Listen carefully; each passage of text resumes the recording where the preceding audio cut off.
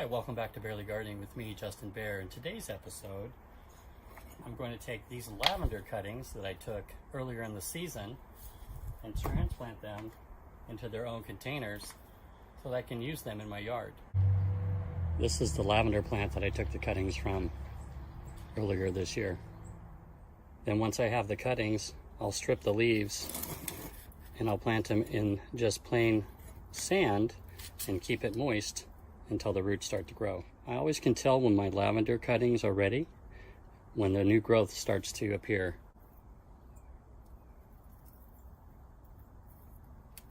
So then what I do is I'll just dig them up, put them in a container, and I'll show you how I do that. So again, I'm looking for the foliage to have some new growth on it.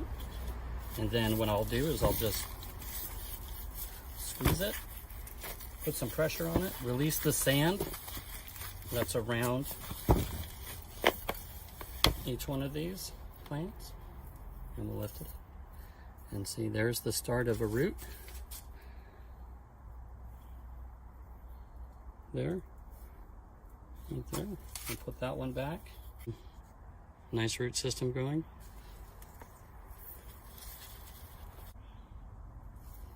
Preferably you'd want a little bit more of a root system growing. So I'll go ahead and transplant these three and we'll leave the rest to keep growing. And that's the nice thing about sand, is that it's not very compacted, so you can use it over and over again as long as it's disease free. But because it's not compacted, I can just simply just put the sand back around the plant base. So then what we'll do is we'll get a 1 gallon container, or maybe not, and we'll just get this size. And we'll go ahead and put some dirt in there. Usually fill them up about halfway with dirt. And remember, you never want to put roots into dry soil. You always want it to have some moisture content in it. And we'll set these, and I'll go ahead and backfill with some more moist soil.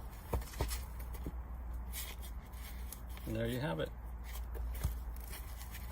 So from a cutting off a lavender plant in the springtime, it produced an entire new plant for you to grow somewhere else in your yard.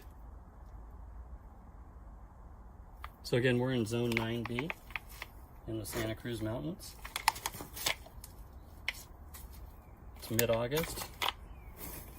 Temperature is about 85 degrees currently.